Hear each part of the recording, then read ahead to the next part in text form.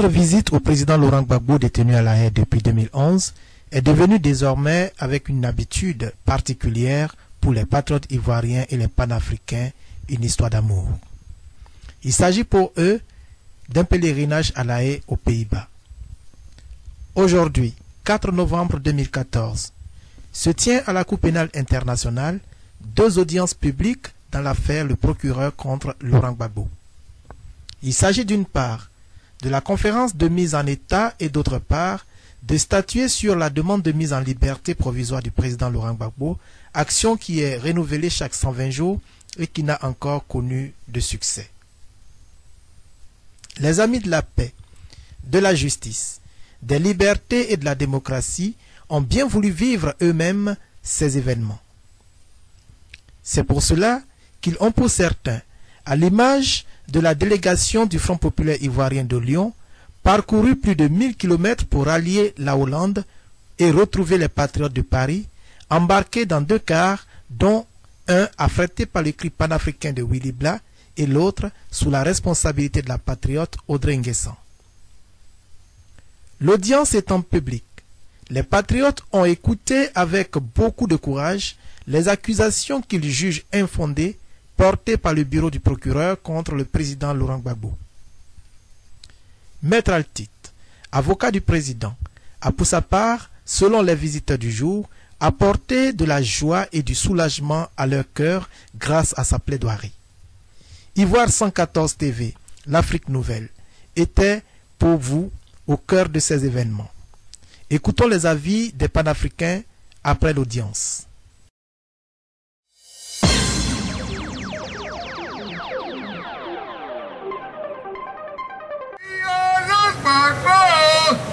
Monsieur Achou Marcel, vous venez de sortir de l'audience de la CPI. Alors, qu'est-ce que vous avez retenu au cours de cette audience? Qu'est-ce que nous avons retenu? Des révélations de taille, puisque d'abord l'accusation a notifié que s'il doit avoir procès, elle peut s'étendre à partir de janvier 2016. Et ensuite, il a même eu à dire que c'est à partir de septembre 2015 qu'ils iront chercher des preuves supplémentaires. Et ce qui même a mis l'auditoire en alerte, disons, c'est quand il a pris la peine de dire que tout dépendait de la France. Donc cela a révélé vraiment ce que d'aucuns disaient que ce procès était politique et que vraiment là on n'est pas dans le cadre d'une justice classique. On assiste vraiment à un procès des impérialistes contre le président Laurent Gbagbo et je crois que c'est l'occasion pour nous de lancer un appel à tous ces Ivoiriens, à tous ces patriotes résistants pour qu'ils puissent se mobiliser, pour qu'ensemble nous puissions dénoncer vraiment l'état de cette justice internationale et que le président Laurent Gbagbo, qui est vraiment innocent, aux yeux de tous, puisse retrouver sa liberté. Le président burkinabé Blaise Compaoré vient de se réfugier en Côte d'Ivoire. Pensez-vous que cela soit une bonne chose pour le Burkina et pour la Côte d'Ivoire? Bon, je crois que là-dessus, je vais revenir sur les propos d'un camarade de lutte, Franck Muté, qui disait la dernière fois que la Côte d'Ivoire n'est pas un sanctuaire des îlets ou de voyous. Et moi, je vais aussi paraphraser pour dire qu'il va falloir quand même qu'au niveau d'Abidjan et de la Côte d'Ivoire, on ne puisse plus accepter, entre parenthèses, des déchets toxiques. Quelqu'un qui est un criminel aujourd'hui, qui est chassé par son peuple, il n'a pas sa place en Côte d'Ivoire puisque c'est cette même Côte d'Ivoire qui l'a détruit. Et je crois que vraiment aujourd'hui, les Ivoiriens doivent se mobiliser pour demander à ce que ce criminel puisse quitter ce pays et que vraiment il vienne vraiment prendre sa place à la CPI, puisque sa vraie place se trouve à la CPI aujourd'hui. Oui, mais compte tenu du fait que la Côte d'Ivoire soit un État limitrophe du Burkina Faso, est-ce que la présence de Blaise Compaoré en Côte d'Ivoire n'est pas un danger justement pour le Burkina Faso? Danger d'abord pour la Côte d'Ivoire, il faut le dire, puisqu'on sait que le Burkina a servi de base arrière à cette rébellion qui a endeuillé la Côte d'Ivoire. Donc aujourd'hui c'est la Côte d'Ivoire qui est en difficulté, puisqu'on sait aussi que la garde pléthorienne de Draman Ouattara est composée essentiellement de Burkinabés.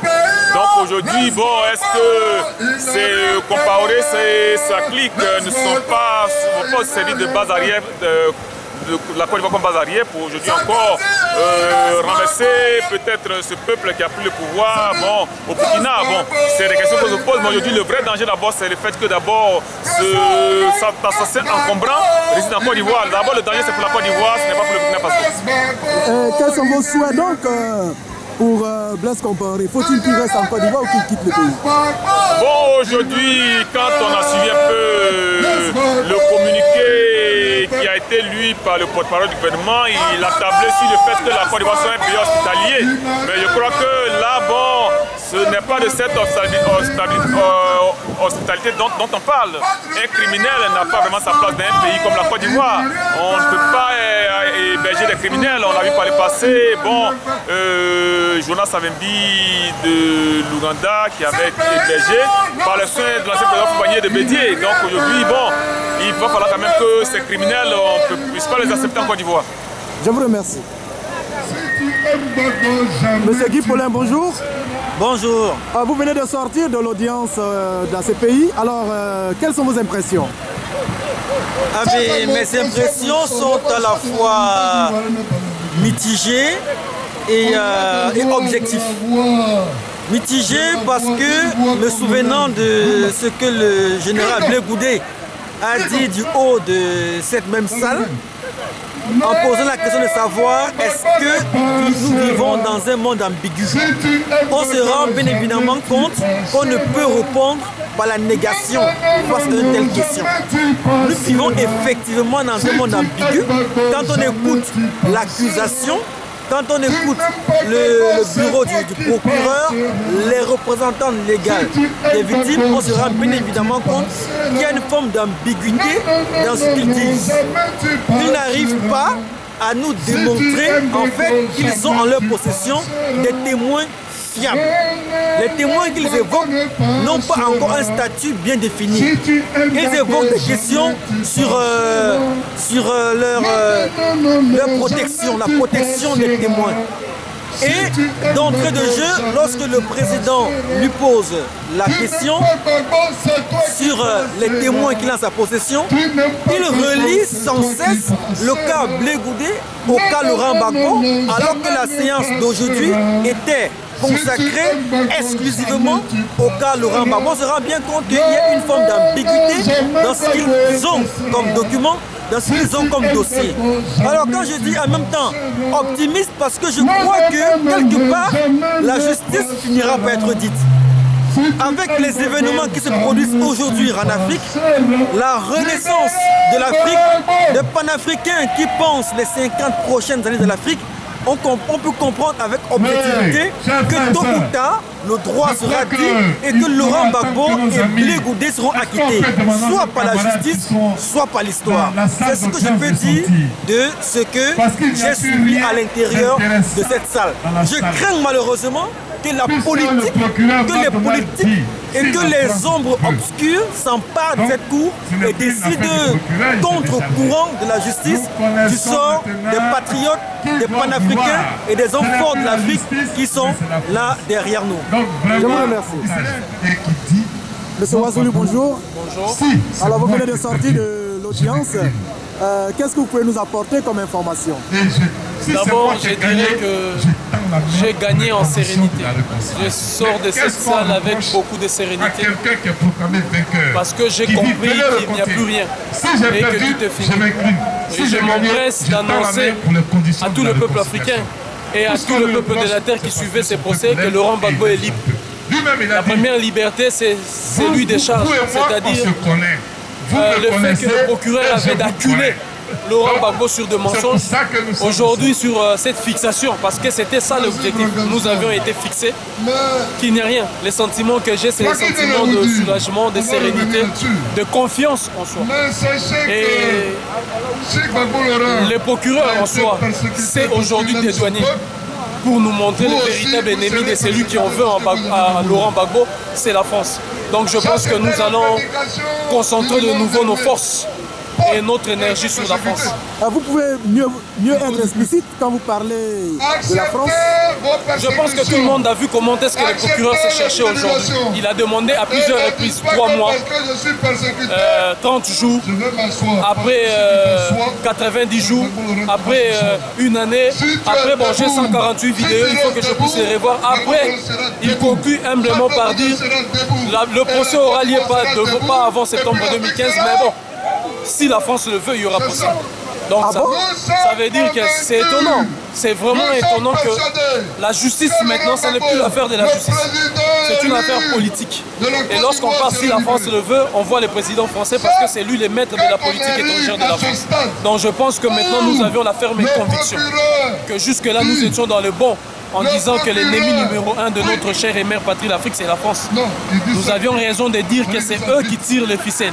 Après avoir bombardé, après avoir détruit les institutions souveraines d'un État, après avoir déporté un président légitimement élu, ils se sont permis le droit de l'humilier sur un scénario juridique, judiciaire, où il n'y avait rien et rien du tout. Donc aujourd'hui, nous avions la ferme conviction que c'est la France maintenant qui va nous entendre.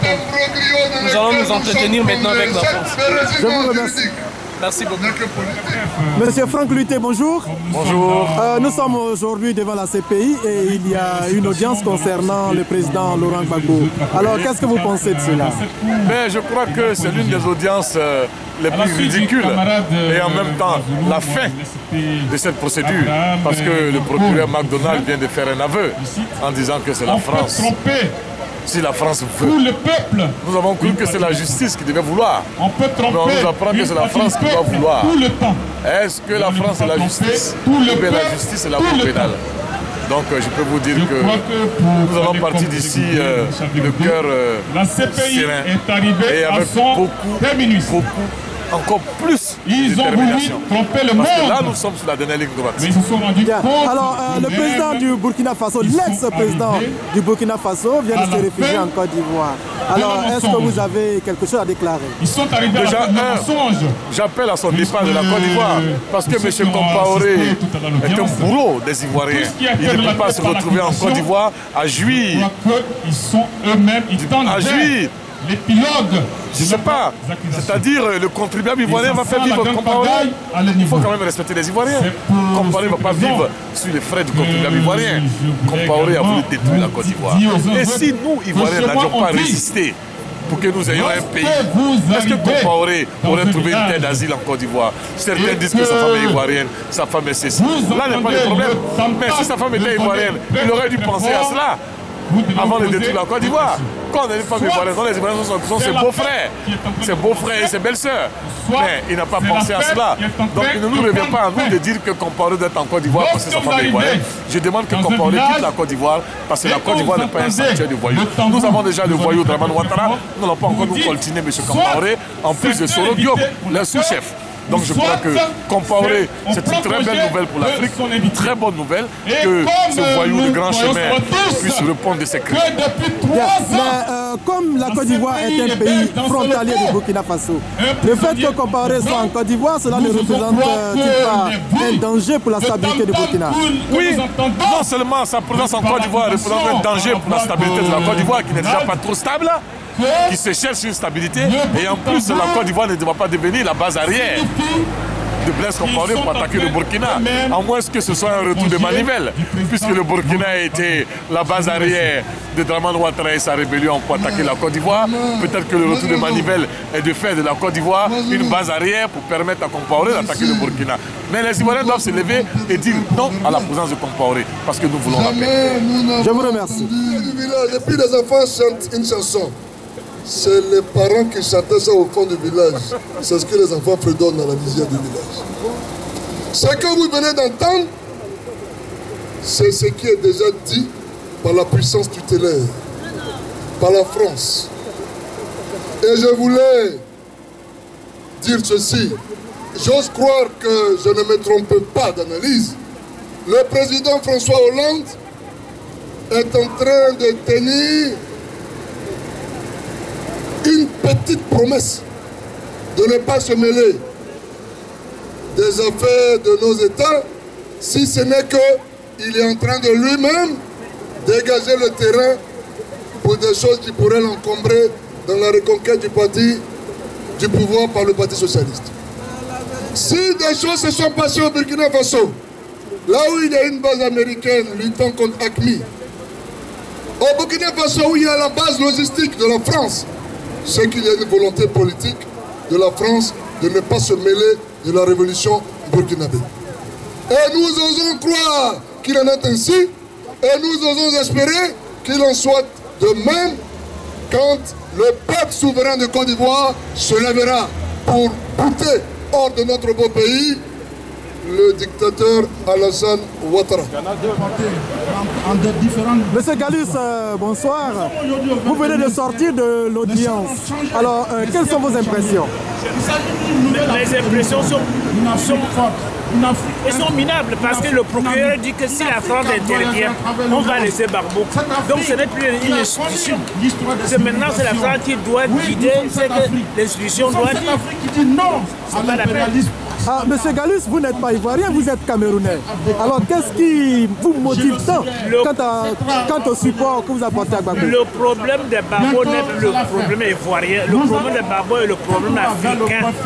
Gbagbo a des idées africaines, c'est-à-dire voudrait la libération des pays comme la Côte d'Ivoire, comme le Cameroun. C'est ça qu'au Cameroun, il y a des comités de soutien à l'action de Gbagbo. Je n'invente rien. C'est au Congo pareil. C'est pourquoi les Congolais, les Camerounais venons ici. Mais si Gbagbo est ici, c'est parce que la Cour pénale le considère comme un criminel. Qu'est-ce que vous pensez de ça?